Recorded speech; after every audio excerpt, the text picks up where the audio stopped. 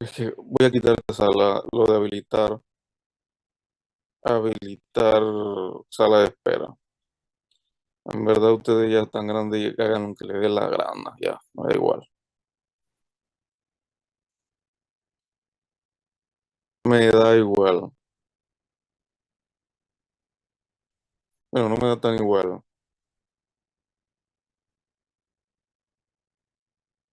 Bien.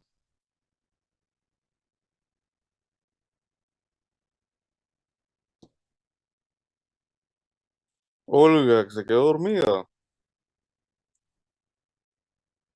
Había tranque para la computadora.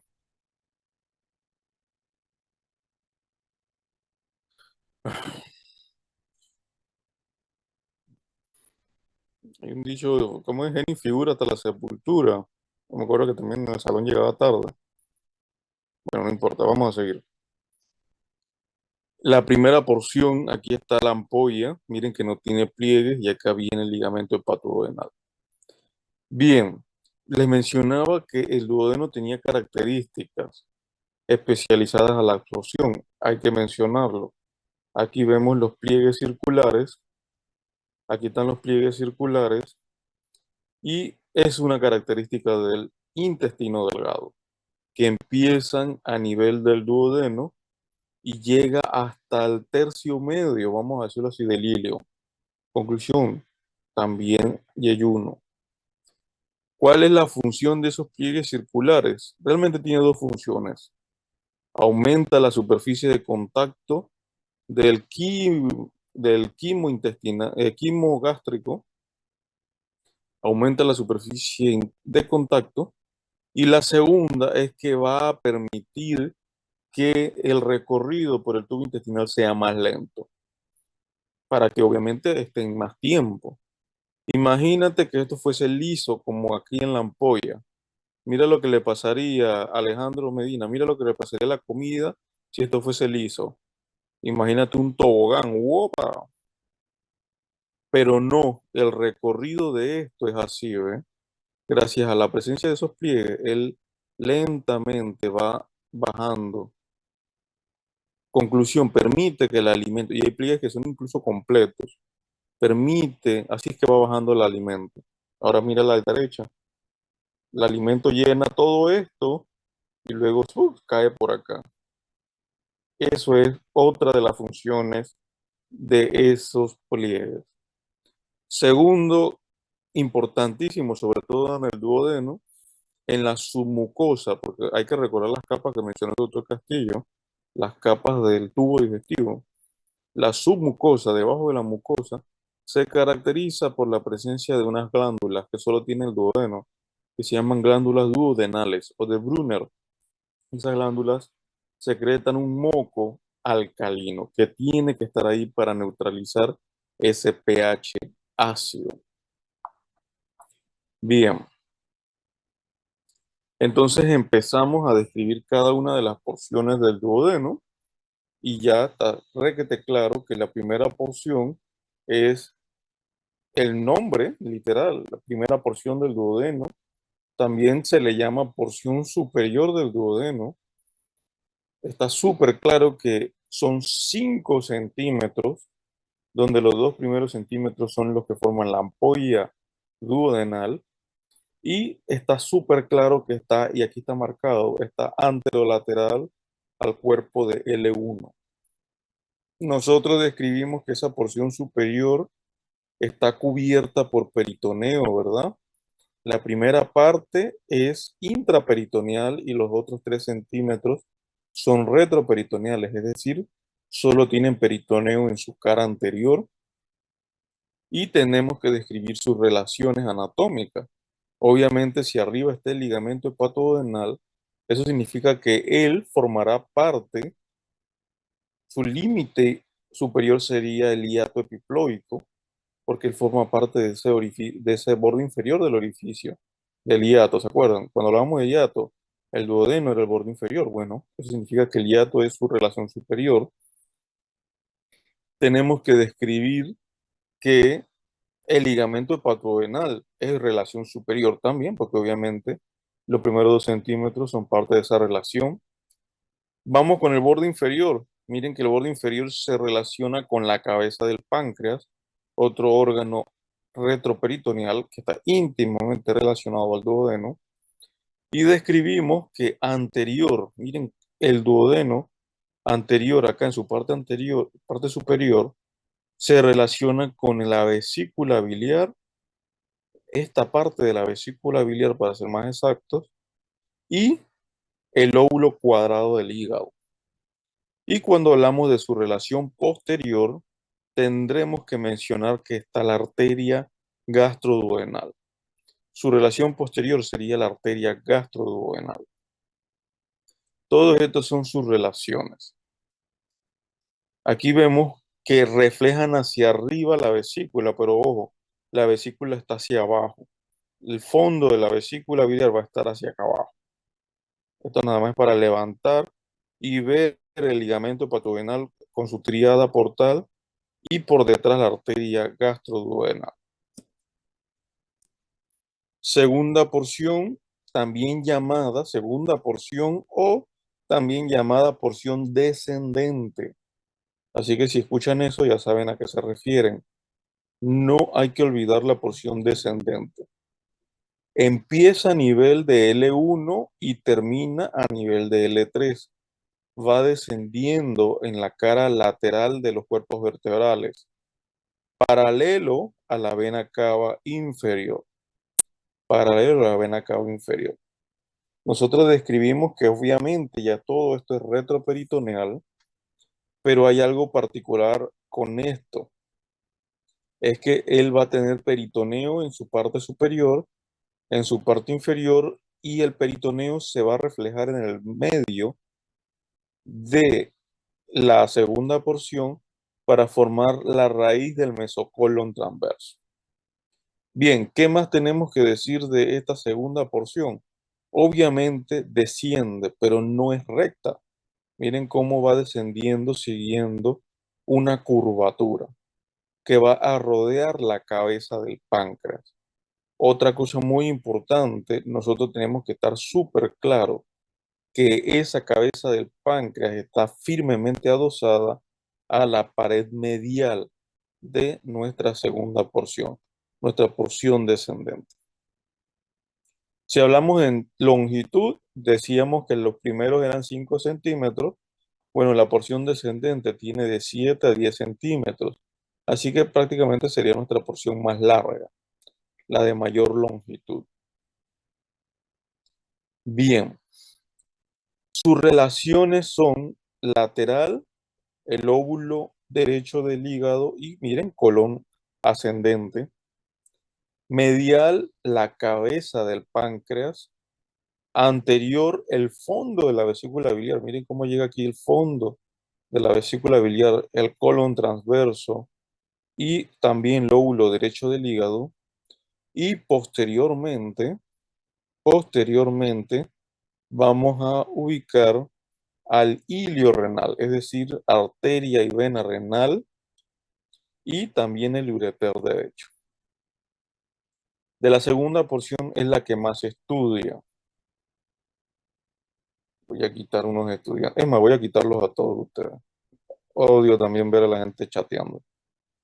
Ah, bien, la segunda porción es característica, súper característica, por presentar en su pared posteromedial, eso significa que es el medio y hacia atrás, hacia esa pared vamos a ver dos estructuras que le llamamos papilas o carúnculas también lo llaman. Papila duodenal mayor y menor. Papila duodenal mayor y menor. Bien, esas papilas son muy importantes y solo se encuentran aquí en la pared posteromedial de la segunda porción o porción descendente del duodeno. Vamos con alguien que entró tarde para ver que me ayude. Para ver, Jocelyn, si quisiéramos ver la papila mayor del duodeno, ¿dónde tendríamos que cortar ese duodeno?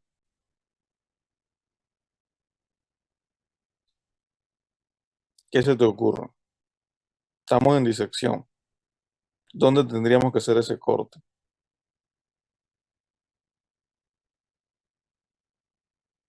Pablo Barrios, Rogers, Tendremos que hacer un corte como, bueno, como está posteromedial, me imagino que hay que hacer un corte más como lateral para muy que bien. se vea. Anterolateral, muy bien. Sí, sería casi, vamos a decirlo así, donde está esta línea roja. Vamos a disecar ese duodeno y vamos a cortar una línea vertical. Y vamos a ver hacia el fondo, posteromedial, las papilas. Bien, ¿qué hay que notar de las papilas? La papila duodenal mayor, miren esta papila, realmente es cuando la mucosa rodea una estructura que entra. Pasa muy parecido a lo que pasaba a la papila de la glándula parótida.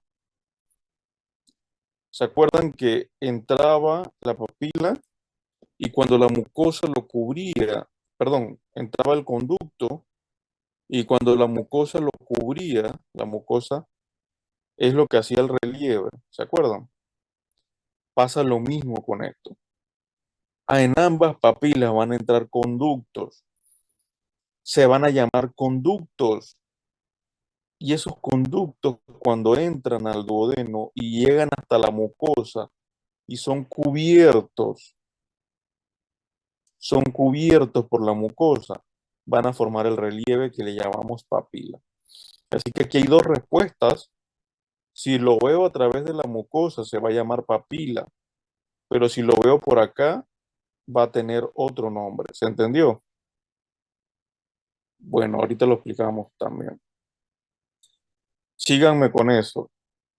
Nosotros ubicamos la papila duodenal mayor 10 centímetros después del esfínter pilórico, 10 centímetros más abajo, justo en la pared posteromedial. Miren que está firmemente o estrechamente relacionado con el páncreas. Ahorita lo explicamos, porque hoy también hablamos de páncreas. Y miren que 2,5 centímetros arriba de la papila duodenal mayor va a estar la papila duodenal menor. Algo muy parecido con los romboides y los redondos. ¿Se acuerdan que estábamos en axiopendicular posterior? Allá había un redondo mayor y redondo menor. El mayor estaba abajo y el menor estaba arriba. Aquí pasa igual. La papila mayor está abajo, la papila menor está arriba. Bien, miren cómo los conductos atraviesan las capas, incluyendo la capa muscular, y esa capa muscular del duodeno, músculo liso, formará incluso una especie de esfínter que regulará el paso, obviamente. Pero luego de atravesar y estar cubierto por mucosa, es que se va a formar nuestra papila. Eso es una de las cosas más importantes de nuestra segunda porción. Bien, esto es una disección. Miren que el duodeno no se ve, solamente vemos la primera porción y esto no se ve porque es retroperitoneal. Aquí está el colon siendo su relación anterior, ya lo dijimos. Esto lo separamos con el dedo, vamos separando todo esto y volviéndolo retroperitoneal. Perdón, quitándolo del peritoneo, quitándolo de su posición retroperitoneal. Y ahora podemos ver la parte posterior de la segunda porción. Aquí lo estamos reflejando. Y vemos que su parte medial acá se va a relacionar con la vena cava.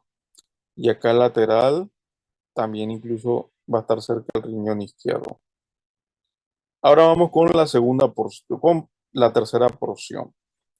La tercera porción se va a llamar tercera porción, porción horizontal.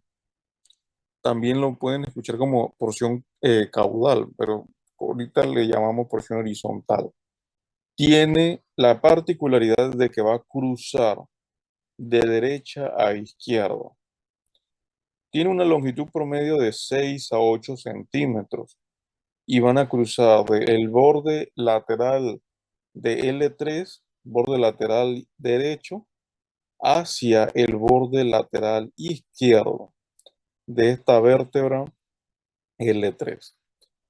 Ya lo dije, en su paso, y esas van a ser sus relaciones posteriores, va a cruzar sobre, miren que viene desde acá del psoas mayor derecho, miren que aquí viene el psoas mayor derecho. Desde el psoas mayor derecho cruzará el cuerpo de las vértebras L3, pero ojo, no lo cubre porque primero va a pasar sobre la vena cava inferior, luego la aorta. Entonces eso significa que no va a pasar sobre el mismo cuerpo de la vértebra. Bien, eso es su relación posterior. Anteriormente, miren esto particular, miren lo que pasa por aquí. Estamos viendo los famosísimos vasos mesentéricos superiores. Estamos viendo los vasos mesentéricos superiores. Ellos cruzan, vamos a decirlo así, ellos emergen de la nada. Miren que aquí no había nada y ¡pum! Aparecen de la nada, debajo del páncreas y cruzan sobre el duodeno. Eso significa que se puede hacer una especie de horquilla, ¿no? Sobre la porción horizontal, donde atrás tenemos la aorta y adelante la arteria mesentérica superior. Bien, si aquí pasa la arteria mesentérica superior, hay que tener claro que el peritoneo que cubre estos tercios del duodeno, en este punto se va a reflejar y va a continuarse como la raíz del mesenterio. Así que esa va a ser nuestra tercera relación anterior de esta segunda porción del duodeno. Vamos a tener la raíz del mesenterio asociado a los vasos mesentéricos. Borde superior facilito, vemos la cabeza del páncreas y para ser más exacto también pudiéramos ver el proceso unciforme del páncreas. Y acá en su borde inferior van a estar relacionadas asas de yeyuno, las asas del yeyuno. Bien, siguiente porción, la cuarta porción. Esta inicia en el borde inferior de L3 y va a llegar hasta el borde superior de L2. Llega hasta L2. Así que, en pocas palabras, todo el recorrido del duodeno fue de L1, bajó, pero llegó hasta L2 nuevamente. Esa cuarta porción se llama porción ascendente o cuarta porción del duodeno. Nuevamente, aquí son 5 centímetros. Habíamos dicho que la primera eran 5 y esta cuarta también son 5 centímetros. Bien, esta cuarta porción tiene particularidades y es que continúa con el yeyuno a nivel de la flexura duodeno-yeyunal. Bien, esta cuarta porción en su relación anterior lo que destaca es que obviamente estarán las asas de yeyuno y también parte de la raíz del mesenterio y en su relación posterior vamos a tener al psoas menor. Además, tiene otra cosa particular esta cuarta porción o porción ascendente. Y es que ese punto donde está la flexura duodeno-yeyunal está suspendida por el músculo suspensorio del duodeno. El músculo suspensorio del duodeno, también llamado ligamento de Treitz. Este ligamento de Treitz se inserta en la flexura duodeno-yeyunal y su contracción, cuando va pasando ahora el quilo intestinal, su contracción va a permitir aumentar el ángulo de la flexura para que sea más fácil pasar el alimento de la porción ascendente al yeyuno. Nosotros describimos muchas cosas de esta flexura. Podemos describir que está formada por dos tipos de fibras. Las fibras que vienen de el músculo esquelético del diafragma y las fibras que vienen del músculo liso de la tercera y cuarta porción del duodeno. Ambas fibras se fusionan y forman nuestro ligamento de Treitz o músculo suspensorio del diafragma. ¿Qué más podemos decir de eso? ¿Hay algo más que decir, Jeffrey? ¿Qué se te ocurre? Cuando nosotros estamos en los hospitales, nosotros vamos a tener un paciente con una patología que se llama sangrado digestivo. El sangrado digestivo, ¿cómo se clasifica, Miguel Márquez? ¿Te acuerdas? Sangrado digestivo alto y sangrado digestivo bajo. Excelente. Esa división va a ser a nivel de este ligamento de Treitz.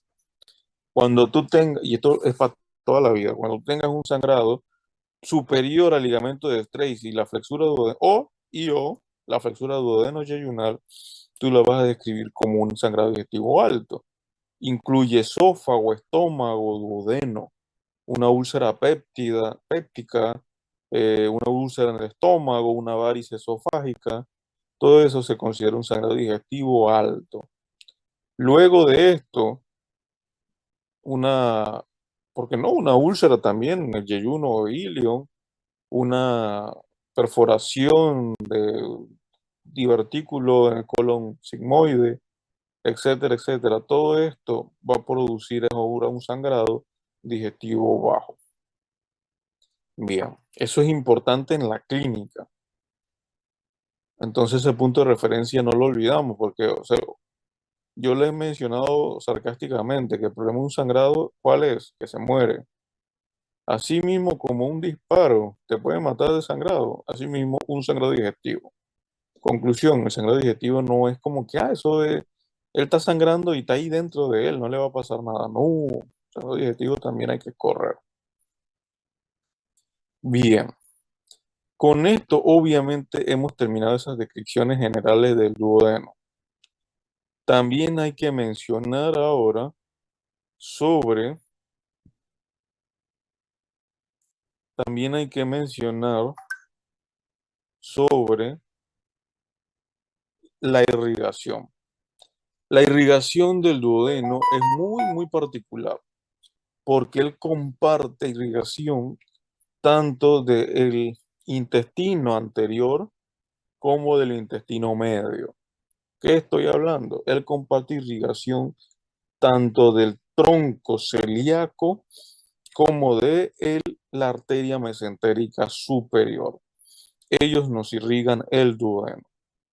Bien, nosotros describimos, esto es lo que le mencionaba, que en el tercio medio, esta imagen es del Nether y es más clara para ver cómo en el tercio medio de la segunda porción se refleja el peritoneo para formar la raíz del mesocolon transverso. Qué belleza. Miren que esa raíz sigue por el cuerpo del páncreas y borde anterior del páncreas. Acá en la segunda porción estaba la raíz, perdón, en la tercera porción estaba la raíz del mesenterio. Miren cómo el peritoneo se refleja y sigue aquí el trayecto con los vasos. ¿Lo viste, Ana? A lo que me refiero. Conclusión, cada porción tú puedes relacionarla con raíz de algo. Porción descendente, raíz del mesocolon, transverso. Tercera porción, raíz, pero ahora del mesenterio. Bien, seguimos. La irrigación del duodeno, como dije, tiene dos orígenes. Vamos a describir primero el origen del tronco celíaco.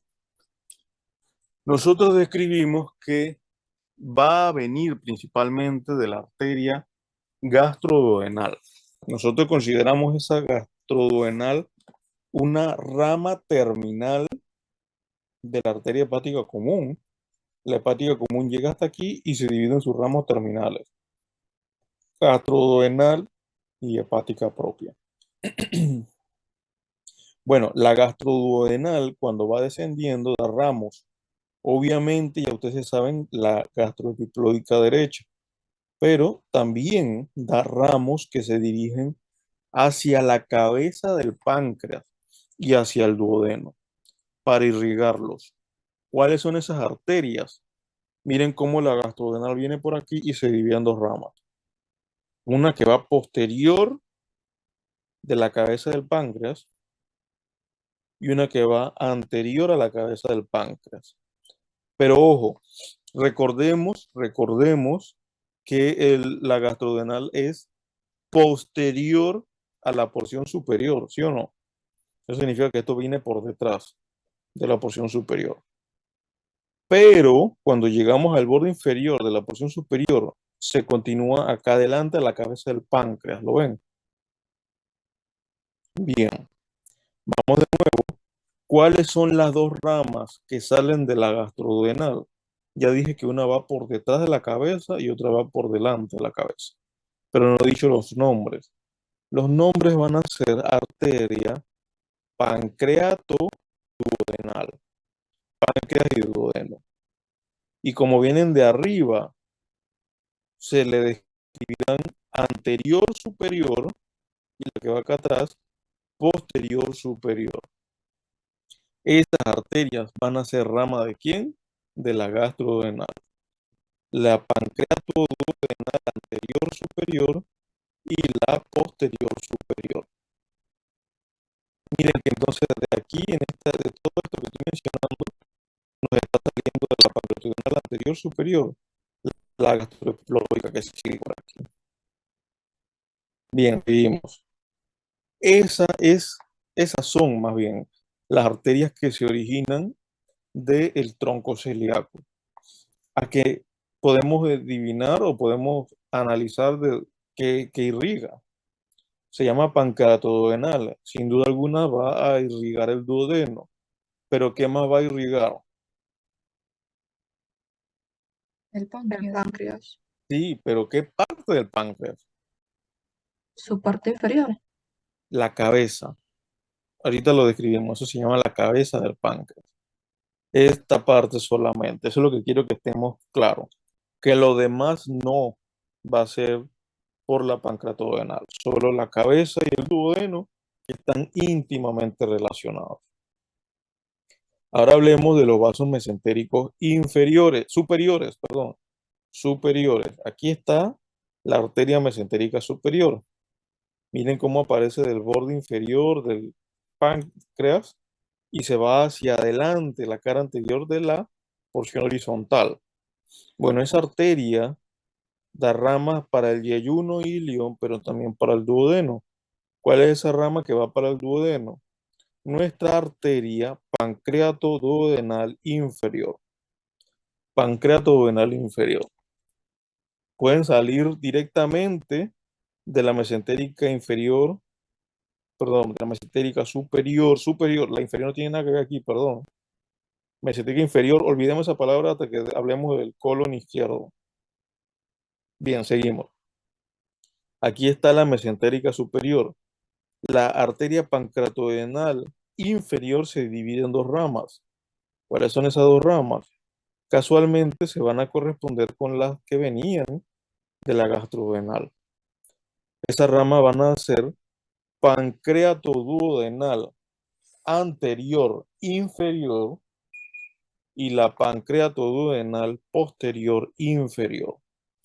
Ellas salen, vamos a decirlo así, salen de un tronco que se llama pancreatoduodenal inferior o pueden salir directamente de la mesentérica superior. Lo importante es que sepan no tanto de dónde, cómo se forma, sino que tenemos clarísimo que las pancreatodenales inferiores vienen de la mesentérica superior. Eso es lo más importante. Ya como sale, ya eso ya es otro detalle, pero como que estemos súper claros que las pancreatodenales vienen, si son inferior, de la mesentérica superior, y si son pancreatodenales superiores, vienen de la gastroduodenal. Eso es lo que necesito que esté claro ahorita mismo. Bien, ¿qué notamos? Miren cómo ambas arterias, tanto las inferiores y las superiores, se anastomosan, ¿lo ven? Se anastomosan. Y ambas arterias, las superiores y las inferiores, van a irrigar duodeno y la cabeza del páncreas. Bien, nosotros describimos que esa anastomosis va a ocurrir o ese punto que va a dividir cuando la irrigación viene del tronco celíaco y cuando viene de la mesentérica inferior, se describe que se divide a nivel de la papila duodenal mayor. Donde se forma la papila duodenal mayor, se describe que es como que el límite. De ahí para arriba la irrigación es de mesentérica superior y de ahí para abajo de la mesentérica, perdón, de ahí para arriba el tronco celíaco y de ahí para abajo la mesentérica superior.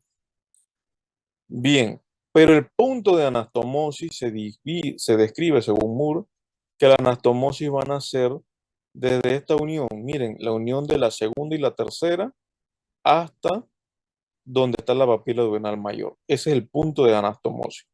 Ahí es donde están las dos circulaciones mezclándose o compartiéndose. Ese va a ser nuestro punto de anastomosis. Bien, Profesor, había dime, dicho que al nivel de cuál papila. duodenal mayor. Ya. Bien. Esta imagen está buenísima. La verdad que Netter siempre apoya, nunca defrauda, ¿eh? Aquí sale la pancreatoduodenal inferior. ¿Rama de quién? Mesentérica superior. Miren que la mesentérica superior es importantísima para nuestras asas de intestino delgado. Importantísima para el intestino grueso, pero su primer aporte, donde está el ciego, colon ascendente, ¿lo ven? Bueno, acá arriba, miren cómo también entre sus primeras ramas está lo que hemos vuelto a decir, pancreato duodenal inferior. Y se divide en un ramo anterior y ramo posterior, que tienen nombre, pancreato duodenal anterior inferior, pancreato duodenal posterior inferior. Ahora nos vamos nuevamente, este es un repasito, vamos acá a la hepática común, gastroduodenal, y se divide en dos, pancreatoduodenal posterior superior, pancreatoduodenal anterior superior. Y la otra, la gastropiploica, que ya conocemos. Pablo, pregunta.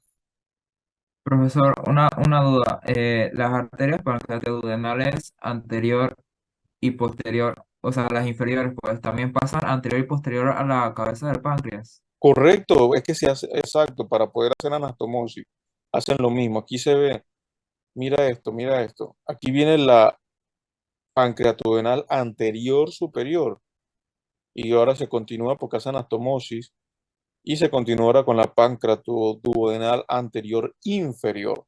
¿Viste? Como para hacer anastomosis pasan en el mismo plano y entonces va a pasar lo mismo atrás en la cabeza del páncreas. Va a pasar igualito. La posterior inferior se continuará acá atrás con la posterior superior. Y el Entonces, punto de anastomosis a nivel de la papila. la anastomosis entonces es la anterior inferior con la anterior superior y la posterior inferior con la posterior superior sería. Exacto, la anastomosis es eso, que como que se continúan, ¿ves? Describimos que es anastomosis a este nivel. La anastomosis yo dije, hay dos cosas diferentes. Yo dije, se divide que el origen desde el tronco celíaco hasta la papila duodenal mayor. Pero la anastomosis, que sería esta continuación de una y otra, se describe que es desde la papila hasta esta unión de la segunda y la tercera. Aquí describimos que ese, más bien, si yo señalo aquí, según lo que te acabé de decir, según lo que dice Muro, aquí yo debería decir anastomosis de la pancreatodenal anterosuperior y anteroinferior. Eso es lo que dice Moore. Acá sería entonces la pancreatodenal anterior superior y acá la pancreatodenal anterior inferior. Y según Moore, esta unión hasta la papila, esto se le llama anastomosis o es donde está la anastomosis. ¿Me expliqué? Esto te Sí, lo explico es para que cuando lo leas no te enredes. Moore dice, la división de las irrigaciones del tronco y mesentérica a nivel de la papila. Pero la anastomosis es de la papila a la unión de la segunda y tercera porción del duodeno. Esto sería la anastomosis. ¿Me explico? Profesor, ¿y cómo sería el nombre completo? O sea, No le anastomosis. meta mente a eso. Yo si te voy a preguntar nombre, ahorita vamos a decir que te voy a preguntar aquí.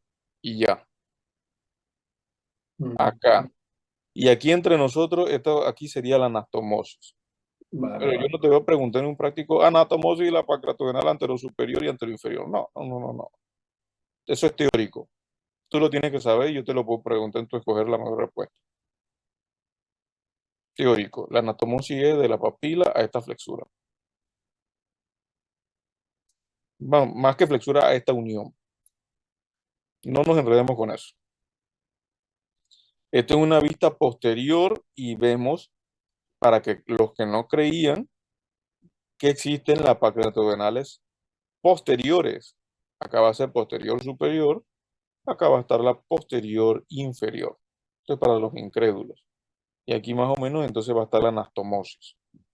A nivel de esta unión de la segunda y la tercera, abajo, y el colédoco, perdón, la papila duodenal mayor, donde va entrando el colédoco en la segunda.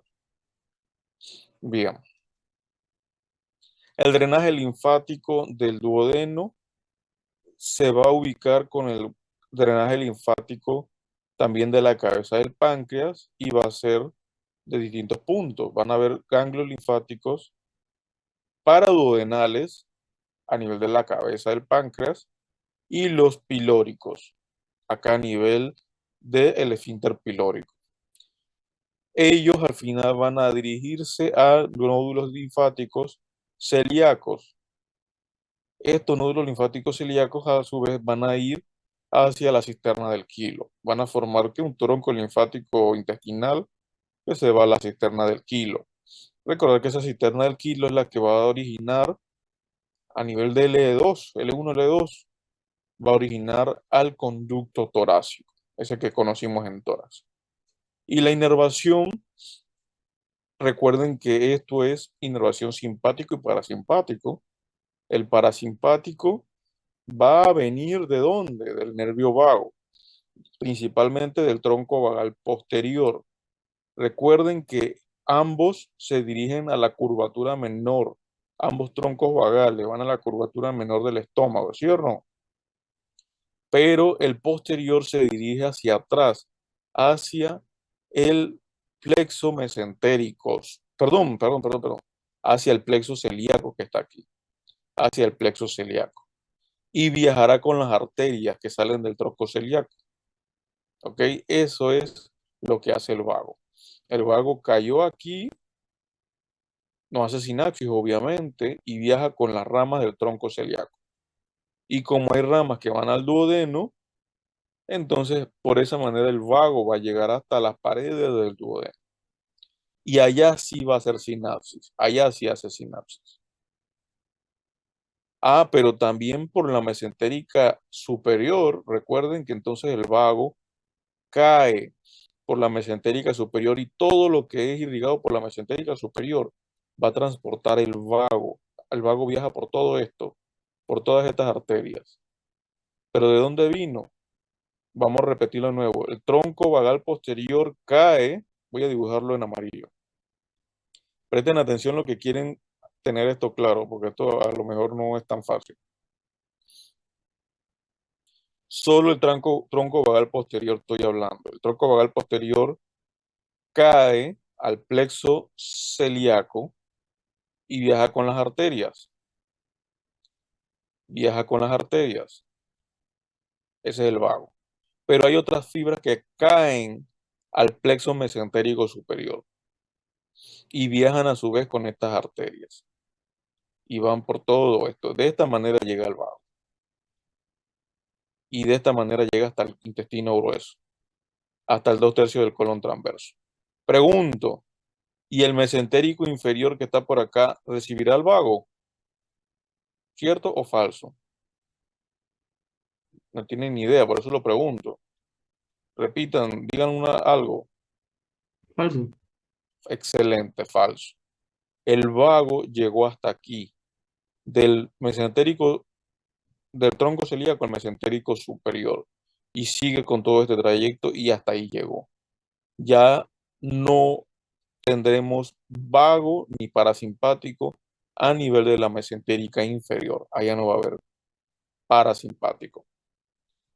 Ahora hablemos del simpático. Creo que el parasimpático quedó claro. Ahora hablemos del simpático. El simpático del duodeno viene de 2 puntos también. Así como el vago, así como el vago venía por aquí directamente por la rama del plexo celíaco, hepática común, gastroduodenal, el vago también caía y venía por la pancreatodenal anterior inferior y posterior inferior. El vago llega de las dos maneras. Pero el simpático, ¿cómo lo hace? Bueno, el simpático es muy interesante. El simpático también viene de 2 orígenes. Vamos a decirlo así. El simpático va a venir del esplácnico mayor. El esplácnico mayor obviamente sale del tronco simpático. Son neuronas presinápticas que no han hecho sinapsis en ningún ganglio.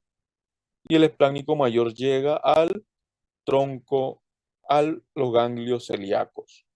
Ahí sí hace sinapsis y sale con la arteria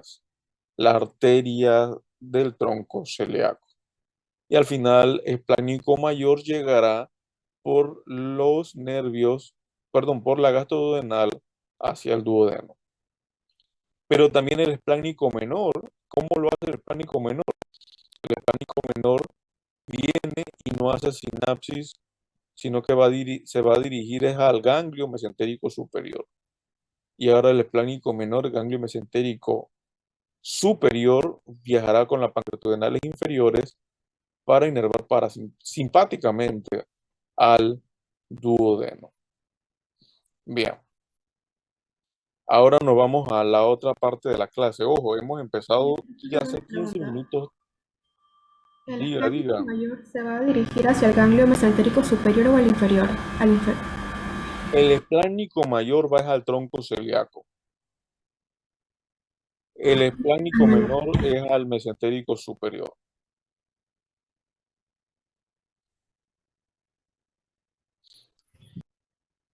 Bien, ahora vamos con el páncreas. Este tema nos encanta a todos, ¿no? Nos encanta el páncreas.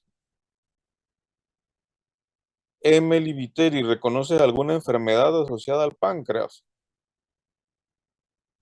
¿Has escuchado alguna vez? Boris Quintero, ¿alguna Las que tienen que ver con la insulina. Excelente, ¿verdad? La diabetes, muy bien. Bien, ese páncreas es muy importante, ya viste por qué. Y ahora vamos a darle más cosas importantes al páncreas. Bien, el páncreas es un órgano retroperitoneal, también es retroperitoneal, va a dirigirse o va a cubrir el área de L2 y L1. Nosotros describimos que él está formado por acinos. Los acinos son estas glándulas, estos, vamos a decirlo así, lobulillos que van a formar el 99% del páncreas y va a tener una función exocrina.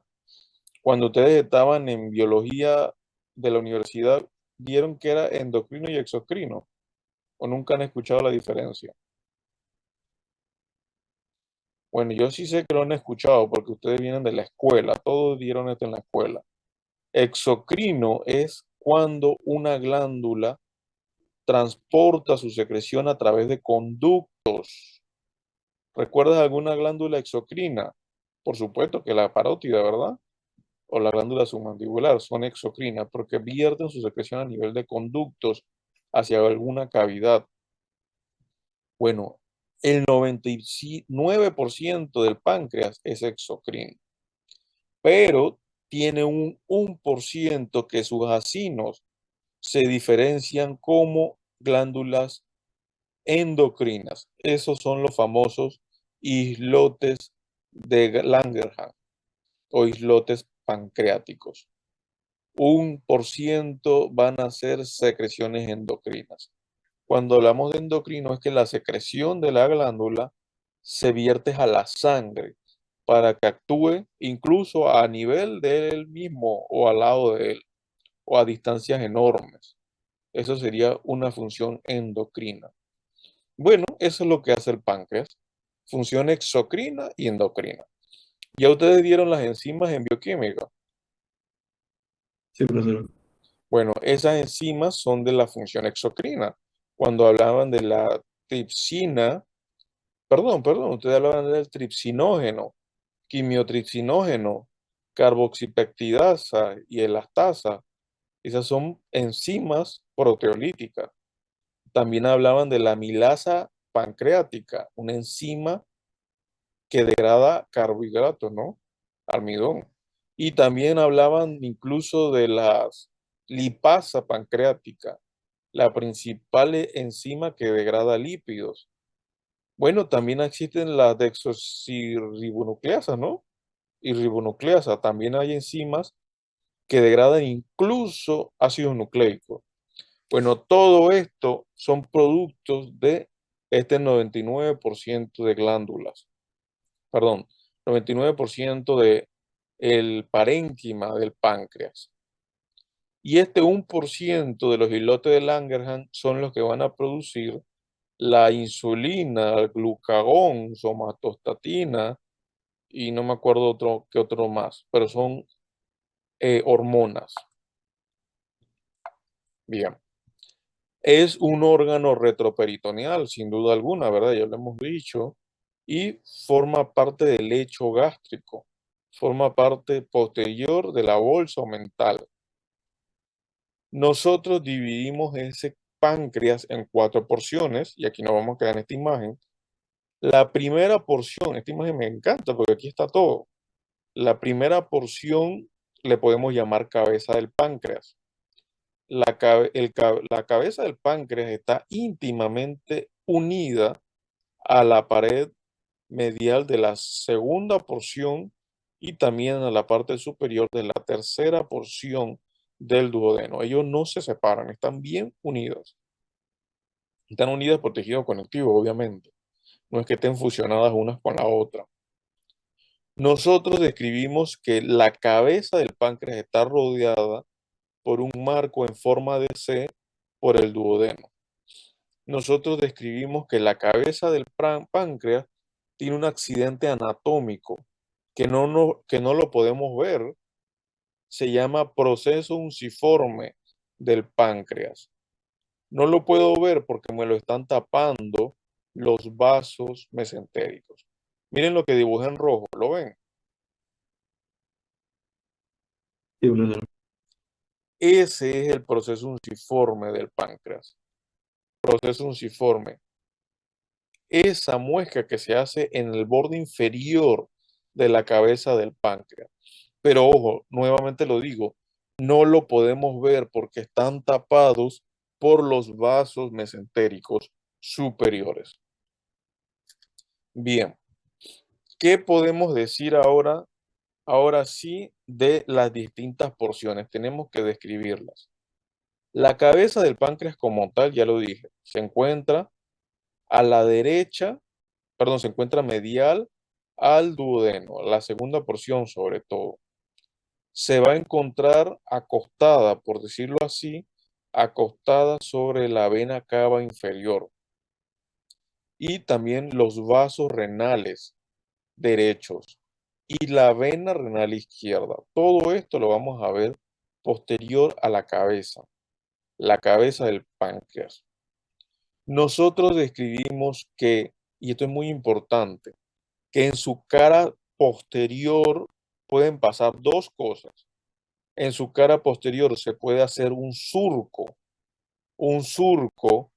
para el conducto colédoco. Este es el conducto colédoco. Se puede hacer un surco para el conducto colédoco o puede pasar otra cosa, que es lo que está en este esquema. Puede pasar que el conducto colédoco penetre y entre en el parénquima de la cabeza del páncreas, pero a veces simplemente hace un surco en su parte posterior.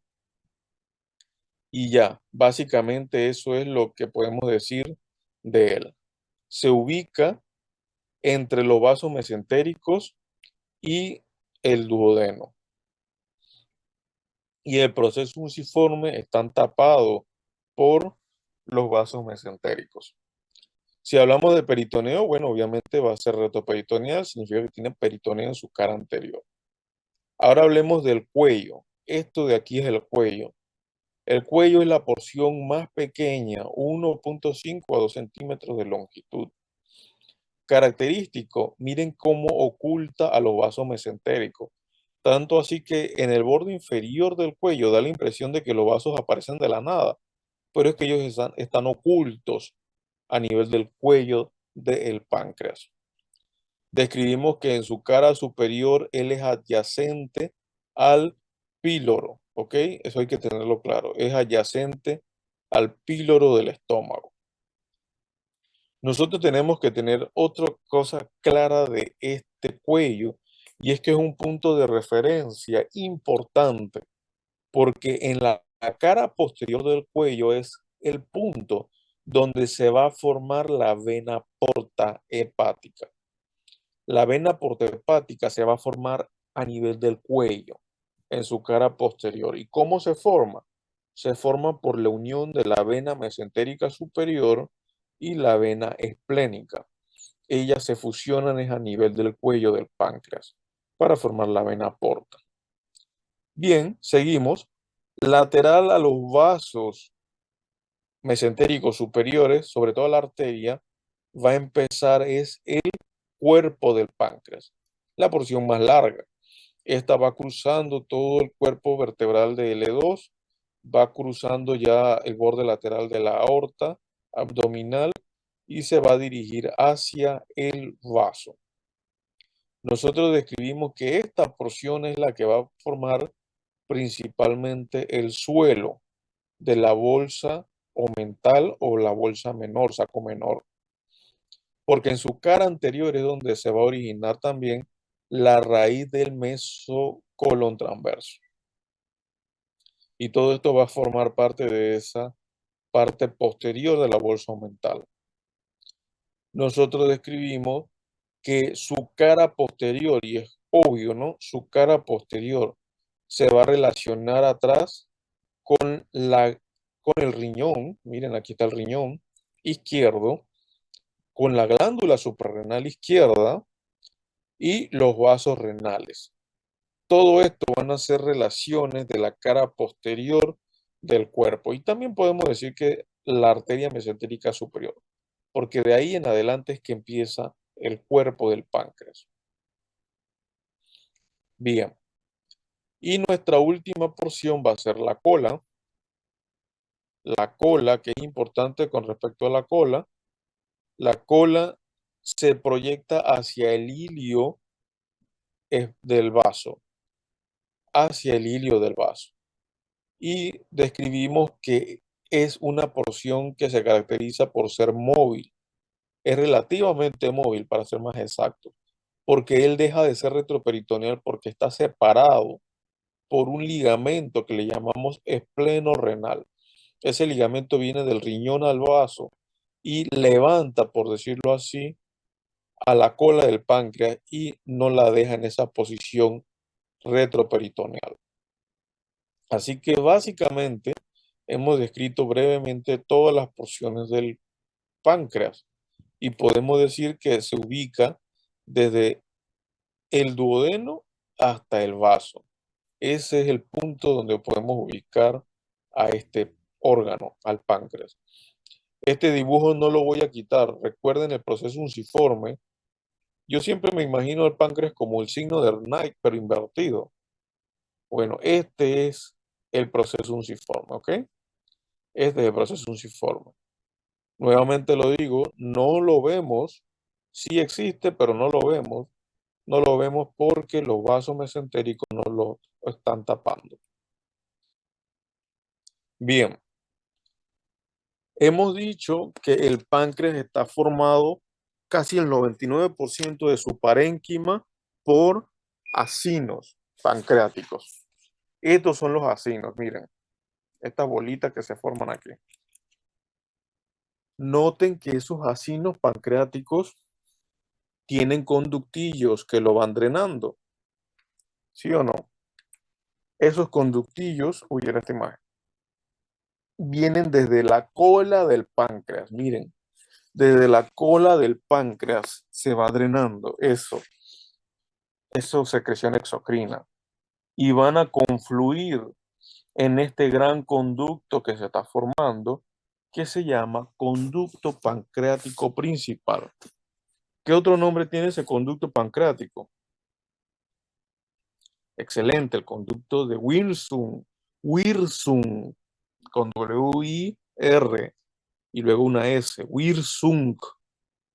Ese conducto pancreático principal viene desde la cola del páncreas, recibiendo todos esos acinos y luego cuando llega a nivel de la cabeza se curva inferiormente. Este es el conducto pancreático principal.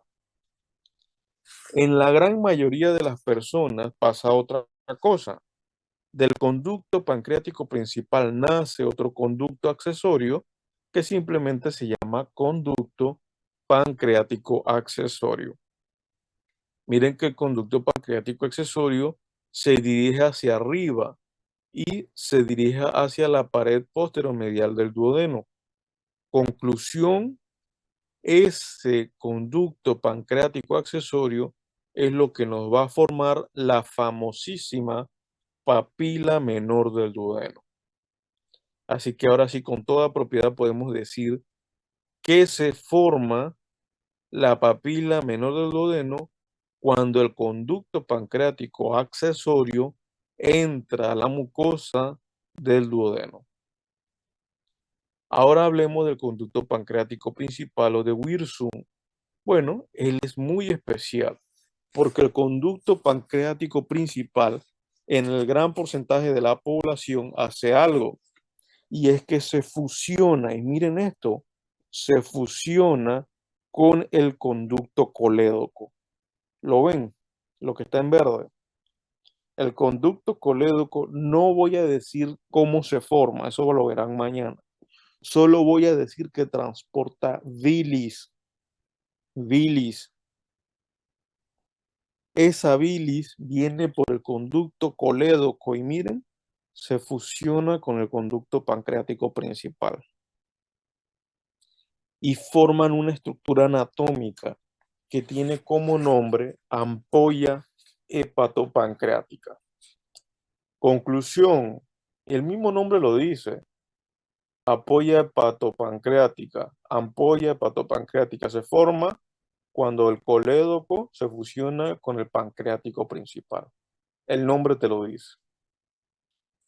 Pregunto, sencillito, esa ampolla hepatopancreática en su interior, ¿qué secreciones tiene? Así rapidito. Exocrina, ¿Exocrina de quién? del conducto pancreático principal. Muy bien. Y si hablamos del colédoco que también transporta o que también pasa por la ampolla, Bilis, excelente. ¿Ok? Eso se llama ampolla. La ampolla cuando atraviesa el duodeno va a formar la papila duodenal mayor. ¿Ok? Y bueno, llegó el momento de dibujar nuevamente.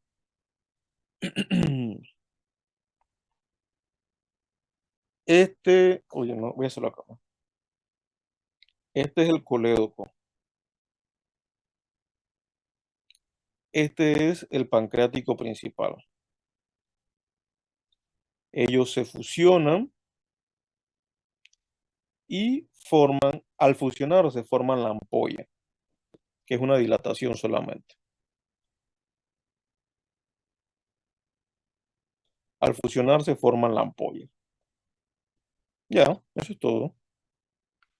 Pero la ampolla atraviesa la pared del duodeno, entra al duodeno, ¿ok? La ampolla atraviesa al duodeno y llega a su mucosa. Entonces la mucosa viene por aquí, ¿ve? la mucosa del duodeno, cubre la ampolla, pero en su extremo distal. Ahora, cuando lo vemos desde acá, desde el duodeno, ¿qué estamos viendo? Es la papila duodenal mayor. Es lo que se formó en la mucosa del duodeno. Entonces hay que ser muy consciente de que no es lo mismo ampolla hepatopancreática y papila duodenal mayor.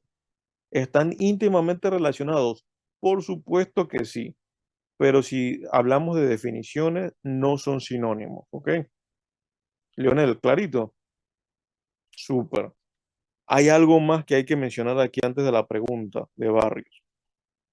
Hay que describir que el músculo liso del duodeno rodea la ampolla y forma un esfínter. El músculo liso forma un esfínter. Y la anatomía es muy fácil, así que ese esfínter, ¿cómo creen que le llaman? Esfínter de la ampolla hepatopancreática. ¿Sí? Sencillo. Ahora hay que utilizar los epónimos, pero vamos primero con la pregunta. Dime, Barrios. Profesor, otra duda. ¿El conducto pancreático accesorio viene del conducto pancreático principal? Correcto, realmente es así, porque el principal es el que viene desde la cola y baja inferiormente y sale de él el accesorio, en la mayoría de los casos. Pueden a veces ir separados, pero eso es lo que principalmente pasa. Siguiente pregunta. 8:24, ahora sí Doctor, hay una 92 consulta. estudiantes, excelente. Más vale darle Doctor, que nunca. escucha. Sí, Ajá, disculpe. Entonces, ok, lo que hablamos de la ampolla hepatopancreática que ya está rodeada, se habló ahorita lo último por el músculo liso del duodeno, ¿no? ujú, Entonces, eso va a formar un esfínter. ¿Cuál ujú. era el nombre? Porque o sea, me No se perdí. preocupe que no hemos terminado eso, no hemos terminado eso. Ah, ok. Vamos, ¿eh? Bueno, Seguimos, vale. seguimos. Bien, entonces lo que le mencionaba, el músculo liso del duodeno forma esfínter, rodea. Son fibras que simplemente se separan y rodean estas estructuras. Y de hecho se forman tres esfínteres. El esfínter de la ampolla, mira, ve, esfínter de la ampolla hepatopancreática, esfínter del conducto pancreático principal y esfínter del conducto colédoco. Todo eso lo forma el músculo liso del duodeno. Pero se describe que el más importante va a ser el esfínter del conducto colédoco. ¿Qué significa que es más importante? Es el que funciona, porque los demás no son unos esfínteres tan importantes, no hacen función de esfínter como tal, sino que están ahí, pero el que tiene una verdadera función de esfínter se le atribuye al músculo esfínter del colédoco. ¿Cuáles son los nombres que podemos darle a esto? Chicos, atención a lo siguiente. A la ampolla hepatopancreática también se le puede llamar ampolla de Vater, y así se escribe Vater, ¿ve? Ampolla de Vater. Ampolla hepatopancreática también le llaman ampolla de Vater. El esfínter de la ampolla hepatopancreática también lo pueden conocer como el famosísimo esfínter de Oddi, y así se escribe Oddi, con 2D. Cuando ustedes escuchen esfínter de Oddi, están hablando del esfínter de la ampolla hepatopancreática.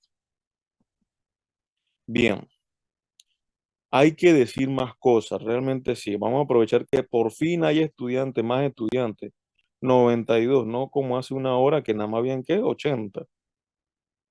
Y qué lío para que llegaran 80. Casi que tenía que ¿cómo es? De sobarle la panza al Buda para que entraran estudiantes de medicina. Estaban escaseando. Bien, ¿qué produce el páncreas exocrino? Entre todas las cosas que hemos dicho, enzimas proteolíticas, ¿verdad? Proteasas. Bien. ¿Cuál es la principal proteasa? Liliana, ¿te acuerdas de Amilasa. algo? ¿Cuál? ¿La amilasa? Eso no es una proteasa. ¿Qué está inventando? No. Proteasa no te suena a proteína.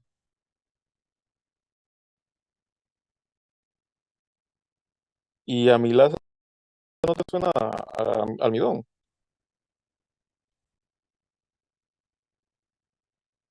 Liliana, una proteasa súper importante.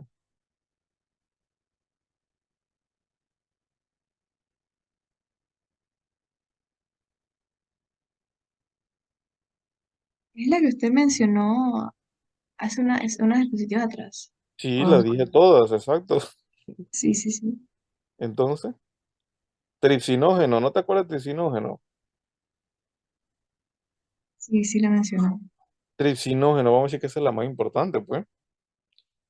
El tripsinógeno, ¿se acuerdan de las enzimas estas que le llamaban enzimógenas? Sí, profe. Oh, bueno, el tripsinógeno es un zimógeno. ¿Qué significa eso? ¿Necesita algún cambio conformacional para activarse, sí o no? Sí, profe. Bueno, ese cambio se induce cuando la enzima está en contacto con el pH ácido.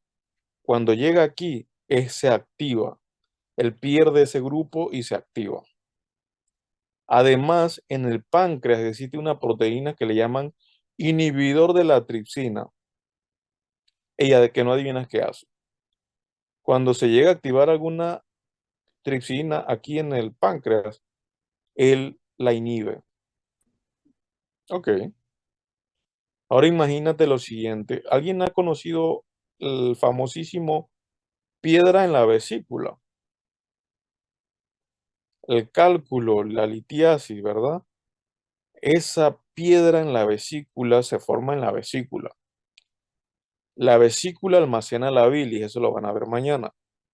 Bueno, imagínate que va bajando un cálculo, una piedra. Este botón rojo es el cálculo. Acá está la vesícula biliar, mira.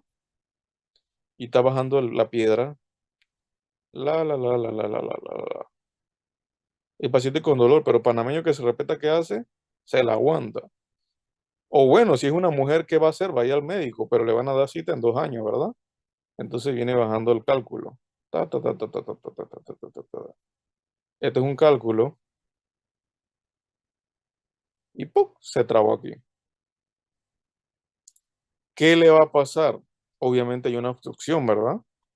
Una obstrucción y va a obstruir el drenaje de la bilis. Clase de mañana, hoy no voy a decir nada de eso.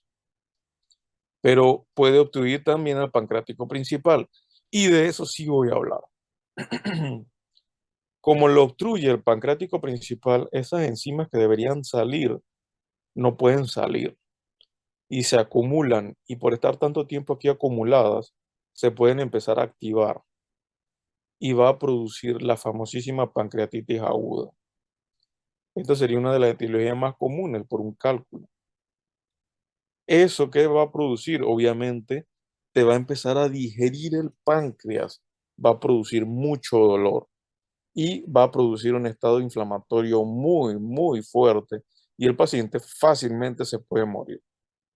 Sencillito, fácilmente se puede morir, porque te va a dar una respuesta inflamatoria muy parecida a lo que pasaba con el COVID y es la respuesta inflamatoria lo que te va a matar. También hay casos donde por el alcoholismo también pueden hacerse pancreatitis agudas o crónicas y eso va a ser es por activaciones de tripsina y esa tripsina puede ser porque el inhibidor está disminuyendo y va a producir lesiones. Si es una pancreatitis crónica, lesiones crónicas. Ah, yo le dije conducto de Wirsum, así se escribe Wirsum, ¿ves? Conducto pancreático principal o de Wirsum. Al accesorio también le llamamos conducto pancreático, accesorio o de Santorini, de Santorini. Ya, Profe, una diga, pregunta. Eh, Usted mencionó que, por ejemplo, bueno, en este caso, por lo que entendí, es el cálculo, en este caso la piedra, va a obstruir, o sea, directamente a nivel de la papila, o sea, casi en la ampolla, ¿no? En la en la ampolla. ampolla, en la ampolla. Entonces, Como los o dos se sea, fusionan, ok, listo. ujú, porque mira que es que los dos conductos se fusionan, el pancreático principal y el colédoco se vuelven uno. Entonces, si el cálculo llega aquí, bloquea los dos. Claro que si el cálculo está aquí, nada más bloquea uno, ¿ves? Nada más bloquea uno, pero cuando llega aquí, ay papá, bloquea los dos. Muy bien. Esta era para ver la parte de la cola del páncreas, que miren cómo se relaciona acá con el ligamento este, el ligamento esplenorenal, y por eso es que él sube y se aleja del riñón. Pero bueno, aquí ya expliqué todo. Ahora vamos rápidamente para terminar. Ojo, vamos tarde, pero ¿por qué vamos tarde? Porque le dimos tiempo a los estudiantes, casi 15 minutos. Chicos, ya están todos, por lo menos en una clase mía. Por favor, a las 7 vamos a empezar. A las 7 no es para prender la computadora. No sé, estoy loco. La próxima vez que dé una clase y ustedes y es por Zoom y no hay nadie, a las 7 pongo un quiz ahí, lo que sea. Y es absurdo. Mira, Michael, ve, lo acabo de ver. No he visto a Michael todo el día. Y yo veía a la gente entrando a las 7:05 y yo dije que van tarde. Pero vinieron otras grandes eminencias y me dijeron, no, puedo entrar más tarde a las 7:05. Entraban a las 7:15. Y hay otros que no han entrado, ¿verdad? Como Aker, todavía no ha vuelto Aker, ¿verdad? Bueno, sin duda alguna ese grupo debe estar bien representado. No tengo dudas. Bien. Grace, no está Grace tampoco, ¿verdad? No, ya no necesitan dar estas clases. Bien, seguimos. La irrigación del páncreas es muy particular. Ya hemos dicho que la cabeza del páncreas va a recibir el drenaje de las pancreatoduodenales superiores e inferiores. Y por el tiempo no lo voy a volver a repetir. Lo mismo que irrigaba el duodeno, va a ser lo mismo que irriga la cabeza del páncreas. Fin. Las pancreatodenales anterior superior y posterior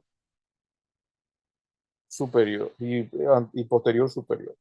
Y abajo anterior inferior y posterior inferior. Fin. Pero el cuello, cuerpo y cola del páncreas va a ser otra irrigación. Por eso, Natalia, yo te hice ese énfasis. La cabeza eran esas, pero mira que el cuello, cuerpo y cola va a recibir drenaje por el vaso esplénico, este que está acá arriba, la arteria esplénica. La arteria esplénica da aproximadamente hasta 10 vasos pancreáticos que van cayendo y nos van a irrigar al páncreas. De esos vasos pancreáticos, obviamente van a haber unos que destacan. Describimos que el primero que sale aquí a nivel del cuello casi va a salir del vaso esplénico, se va a llamar arteria pancreatoduodenal dorsal. Perdón, arteria pancreática dorsal. Esta va saliendo por acá atrás y es la más grande que vemos acá, al inicio de la esplénica. Arteria pancreática dorsal. Y de esta arteria destaca lo siguiente, destaca una rama que se da la impresión que se origina de él, ¿ve? Y va hacia el borde inferior. Le vamos a llamar arteria pancreática inferior. Miren cómo hace un borde acá abajo de él. Obviamente todas las demás se llamarán arterias pancreáticas. Dije que hay hasta 10. Y otra que destaca es la arteria pancreática mayor. Y miren cómo esta destaca, ¿ves? Más grande, simplemente por eso. Las demás son ramitas, hasta 10 ramitas que vamos viendo y no le paramos nombre. Pero la grande que viene aquí, le damos nombre. Arteria pancreática mayor. Estas son nuestras dos arterias que van destacando. Y luego tendremos acá la pancreática dorsal, pancreática mayor. Y por último podemos decir que acá la pancreática inferior sería esta última, que termina acá como la arteria de la cola del páncreas. Miren cómo la pancreática inferior continúa hasta acá. Obviamente sí habrán anastomosis. Mira que la pancreática inferior la pancreática dorsal también dan ramos anastomóticos que se dirigirán hacia la cabeza del páncreas. para anastomosarse con las pancreatodenales que estaban por allá. El drenaje venoso. Casi se describe que todo el drenaje de la cabeza, todo el drenaje de la cabeza va a irse a la mesentérica superior. Casi todo se va a la mesentérica superior. Y el drenaje venoso de lo demás, cuello, cuerpo y cola del páncreas, va a dirigirse hacia la vena esplénica.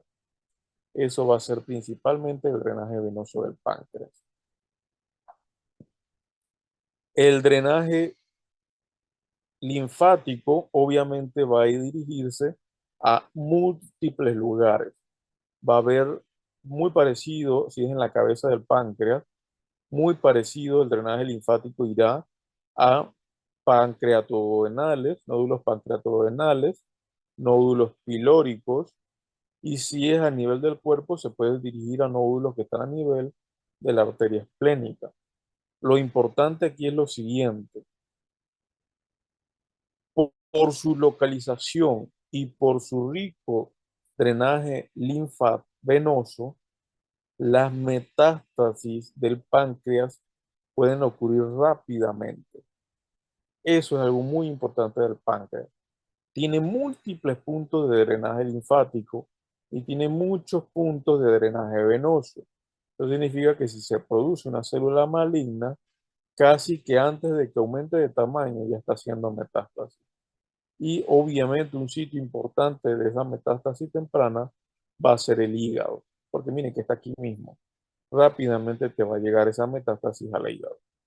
Otra cosa que hay que tener claro es que un tumor que es muy común, se puede decir que es bastante común, es el tumor de la cabeza del páncreas. Un adenocarcinoma ductal. Ocurre un tumor y pasa algo parecido a lo que pasaba con el cálculo. El tumor va creciendo y de repente obstruye al conducto colédoco y la clínica que debuta es síntomas de obstrucción del conducto colédoco. Ustedes ya dieron el ciclo de la bilirrubina allá en bioquímica. Eso sí no lo han dado. Ah, bueno, no importa. Entonces, básicamente, cuando decimos que se obstruye el colédoco, es que aumenta la bilirrubina. Vamos a dejarlo así. Y se pone el paciente amarillo.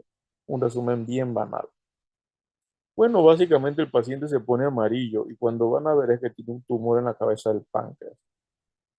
Pero lo que les mencionaba, ese tumor, por toda esta rica drenaje venoso y linfático, casi que ya cuando tiene síntomas, eso significa que tiene bucometástasis ya. Lastimosamente, esa es una particularidad de ese tumor pancreático. Boris, pregunta, pues, ¿qué ibas a preguntar? Era más que nada con respecto a la irrigación. Es que escuché que mencionó lo del tronco celíaco, pero no escuché acerca de la mesentérica superior. Entonces, porque es que me dio esa Exacto, duda. mira, Ah, ok. mira, la mesentérica superior, recuérdate que daba estos ramos, los pancreatodenales inferiores. Así que tronco celíaco con la gastrodenal más bien y la mesentérica superior irrigan es cabeza del páncreas, cabeza. Cuando hablamos de cuello, cuerpo, sobre todo cuerpo y cola, hablamos de la esplénica. ¿Quedó claro? Sí, profesor, gracias. Entonces, la mesentérica superior irriga al páncreas, ¿sí o no? Sí, ¿Pero qué parte? cabeza. Cabeza. Excelente. Y la gastrodenal también.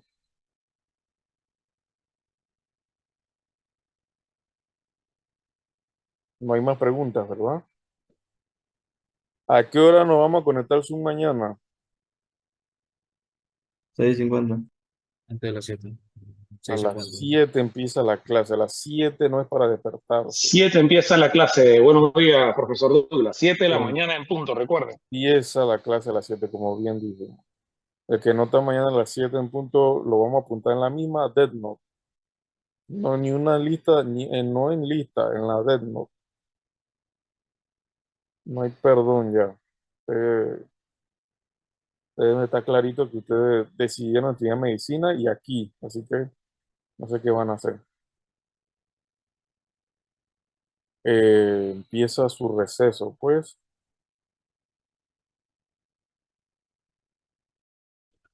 Doctor, iniciamos con los laboratorios a las 9 entonces.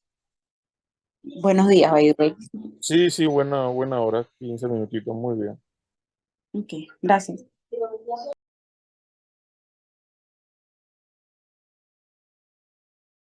Gracias, doctor.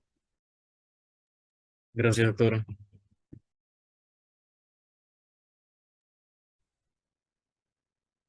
Nos vemos en unos minutos, chicos.